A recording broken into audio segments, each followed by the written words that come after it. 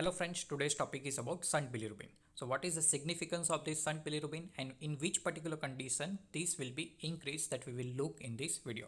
So first of all, what is bilirubin? So normally after 120 days of RBC, means lifespan of RBC, that is 120 days, and after that it will be destroyed, and from that RBC hemoglobin will be separated, and whatever this hemoglobin is separated, and from that biliverdin and finally bilirubin will be generated.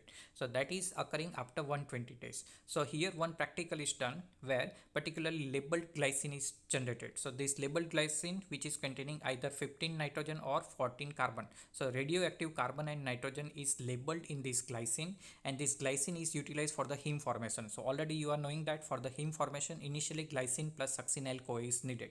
So glycine, which is radioactively labeled, and that is injected, and which will be incorporated into the heme formation, and that heme that will attach with the globin chain, and finally hemoglobin will enter in the red blood cell. So after 120 days from this heme, that heme is separated. After 120 days, what happened? This are from the RBC, this hemoglobin is separated. From the hemoglobin, heme is generated, and finally bilirubin will be generated. So after 120 days of the lifespan of RBC, labeled bilirubin will be generated.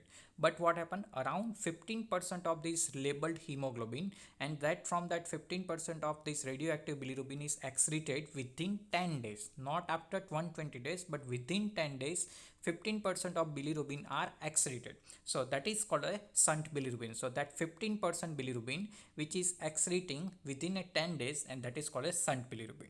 And why it is occurring, that we will look. So it is due to the ineffective erythropoiesis, means RBC formation, and in that incorporation of hemoglobin, that erythropoiesis process is not occurring properly, and that ineffective erythropoiesis, and due to that this shunt bilirubin is generating, and that is leading to the formation of bilirubin from the heme in the bone marrow, and that is going to be excreted. So without being incorporated into the hemoglobin, this particular bilirubin is excreted out, and that is leading to the formation of shunt bilirubin.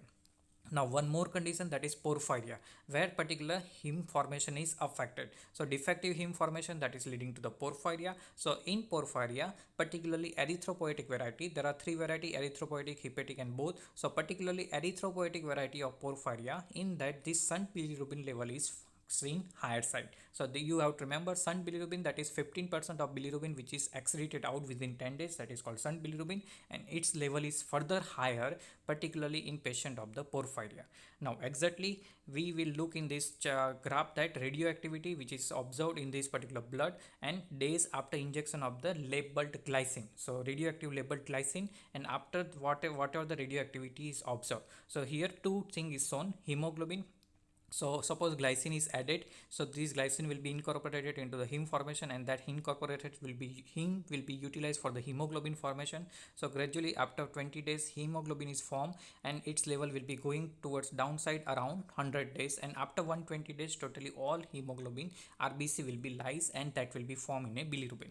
Now when this glycine is incorporated into this heme formation, so whenever hemoglobin will be lyse, and from that bilirubin will be generated. So it is normally showing after or around 100 days. So 85% of bilirubin which is generated or excreted, and that is considered normal, but this 15% that is generated within 10 days, and that is showing that ineffective erythropoiesis, and that is normally seen, and that is called shunt bilirubin. So you have to remember that 15% radioactivity which is shown with the help of bilirubin, and it is due to the ineffective erythropoiesis.